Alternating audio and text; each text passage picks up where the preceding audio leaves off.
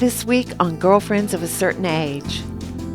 Dr. Susan Love, who wants to go beyond a cure for breast cancer, she wants to find the cause and then prevent it. And Alana Stewart, whose selfless devotion to her dying friend Farrah Fawcett is a powerful testament to what it means to be a great girlfriend.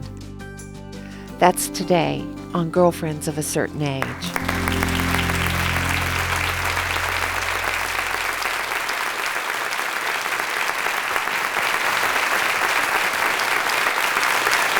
I'm Brenda Coffey, and welcome to Girlfriends of a Certain Age. I don't think this is going to surprise you, but women over 45 are the most well-educated, the most well-traveled, in the best physical shape, and control the most money of any generation in the history of the world. Women over 45 no longer have the anxiety and all those confidence issues that we had when we were teenagers, or even as 20 or 30-year-olds. And despite what some people try to tell us, we're not grieving for our youth. We've won and lost the guy more than once. And we've reached a point where we're less competitive and more supportive of our girlfriends than since we were in high school, I think. We've discovered our power, and we're learning new ways to make our voices heard and to share them with one another. And my guests today are not only members of this powerful group, but they're great girlfriends with lots to share. My first guest is someone I've admired for a long time. She's a breast surgeon who practices and teaches at the David Geffen School of Medicine at UCLA. She's written the Bible on breast cancer. She has her own research foundation, and she's regarded as one of the most respected specialists and advocates on women's health. Please welcome Dr. Susan Love.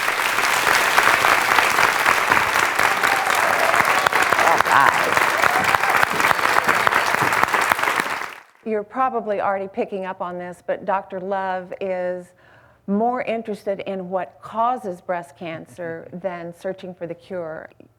Your approach, I think, makes infinitely more sense from a lot of regards of what causes it, because that's what happened with cervical cancer, is they discovered, let's go find out what the cause is. Right.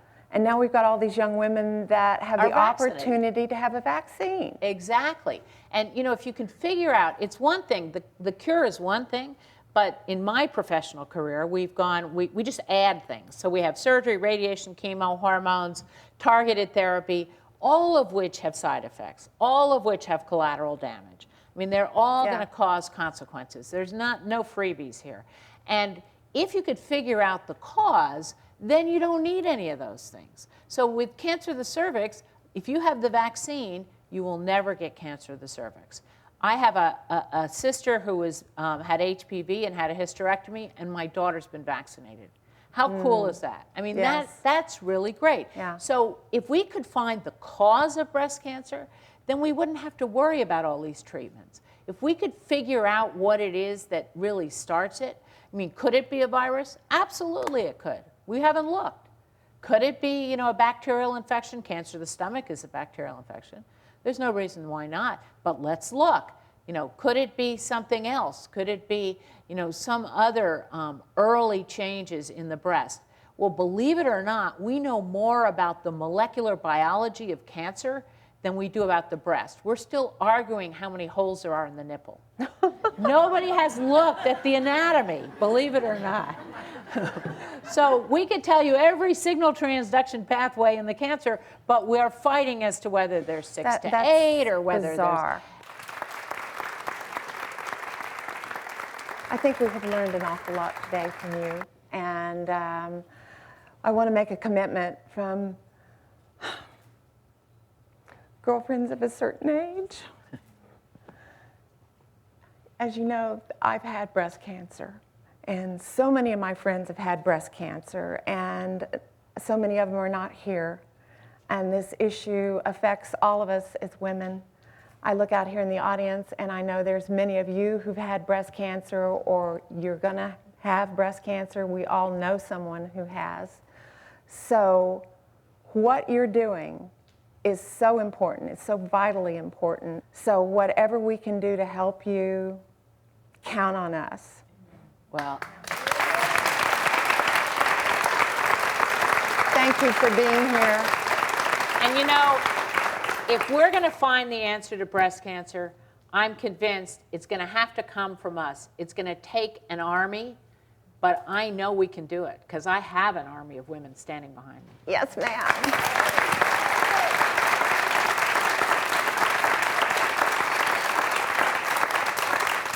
You know, I really think with everything else that this generation, this women over 45 have done, wouldn't it be fitting if we were the ones that made it possible so our granddaughters and their daughters didn't get breast cancer? I mean, how amazing would that be? So regardless of whether you've had breast cancer or not, go online to avonarmyofwomen.org and register. And if you fit any of the criteria of the studies, and if you think you'd like to participate, just click on that little button that says sign me up, and then tell all of your girlfriends what you've learned today and ask them to sign up as well. While the decision to take part in one of these studies is yours alone, let's not forget, like Dr. Love says, that collectively it's all of us that hold the keys to preventing breast cancer from happening to another woman. Thank you.